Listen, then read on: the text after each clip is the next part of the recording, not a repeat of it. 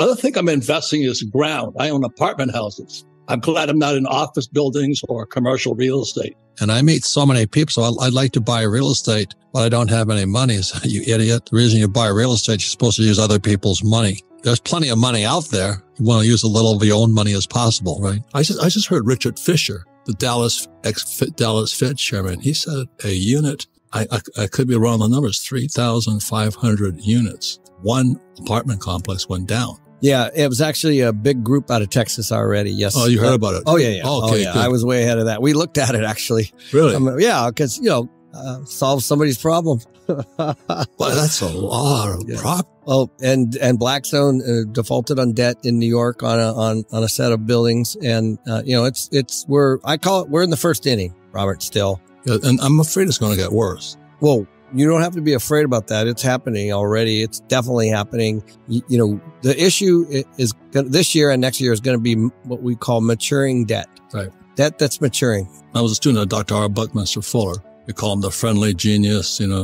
John Denver called him the grandfather of the future because he's a futurist. And years ago in the 80s, I heard him say office buildings will someday be homes for homeless people. I went, what? That was sacrilegious for me back then.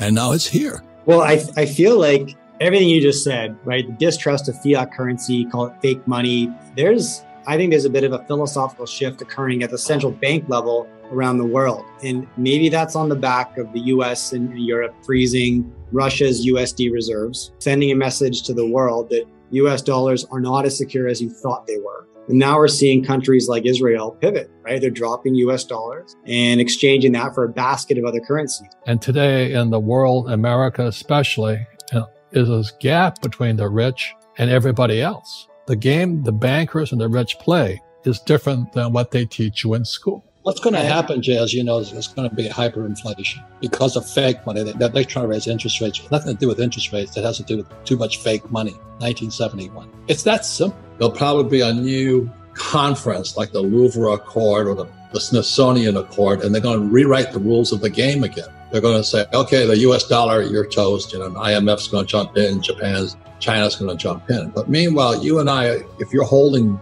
dollars, you might be in serious trouble. I only invest in what cannot be printed. It's that simple. I'm not against paper assets. It's just being an entrepreneur. I don't have to invest in them. I don't trust paper at all. Toilet paper's on it. I don't trust it. So what would you advise somebody who wants to switch out of paper? My play is not be a good employee and work hard and pay taxes. My game is to be a capitalist, to have my money and investments work hard for me.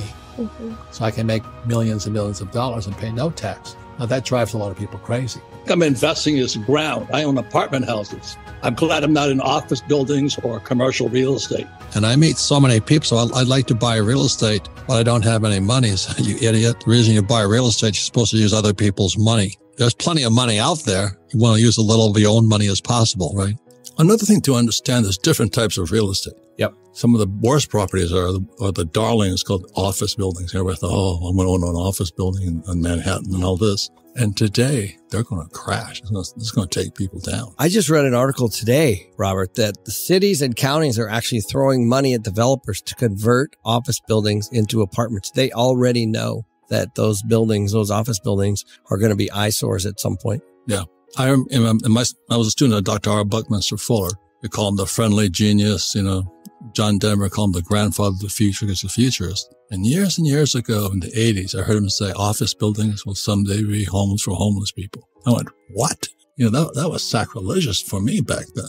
And now it's here. That's quite a prediction too. That was how long ago was that? 50 years? 50 years ago. I'm listening to this guy. He says office buildings will soon be homeless shelters. And you look at the number of homeless is exploding. I don't want to be an owner of a homeless shelter, as you know. I've been buying real estate for 25 years. I think we're in a super cycle that has never, ever happened before in our lifetimes. But truly, I've been talking about this country would become a renter nation. I've been talking about that for 10 years. It's happening right now. Also, I do not think real estate is overpriced today. I think cap rates will compress to 50% of what they are today. And I think that people are underestimating the $3 trillion, $4 trillion that's been printed. If you look at the amount of money that has been printed and compare that to the amount of appreciation of real values in real estate, the property values have not kept up with the printing press. So there's a young man in Coeur d'Alene, Idaho that I met, and he asked me to coffee, and I was walking my dog. He bought a home, and it had a unit in the garage. Now, luckily, this had a detached garage, and he had to do a little bit of work, but that's an ADU. That's an accessible dwelling unit. It could be, I've known people that have done them downstairs in the basements. I've known people that have done them in the upstairs. Yeah, you basically have an apartment or, some kind of dwelling structure on your property that can be used as a secondary living space. Yeah, and there's a lot of Airbnbs that have done this. So people that own something, let's say,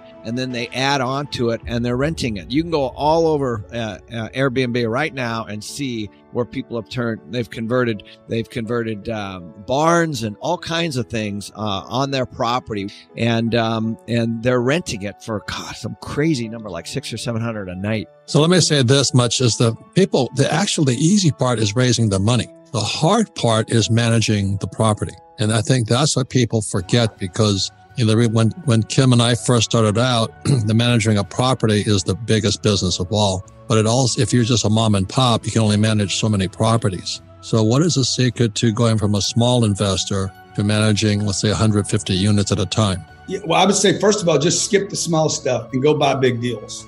Even if you have to collaborate with somebody else to do the big deals always work better than little deals. Multifamily, as you guys know, it's all about math. It's multifamily. It's not 1 unit or 2 units. I tell everybody it's a confusing time for many. Right. Some people are not sure what to do. Some people are afraid. Some people are afraid to communicate to their limited partners, their general partners, and the banks and all that. And so there's a lot of people doing a lot of different things.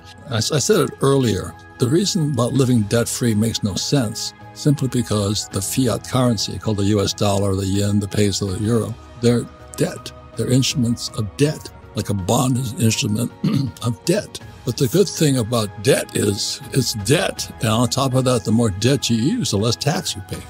Small ebook, big impact, The Wealth Tree.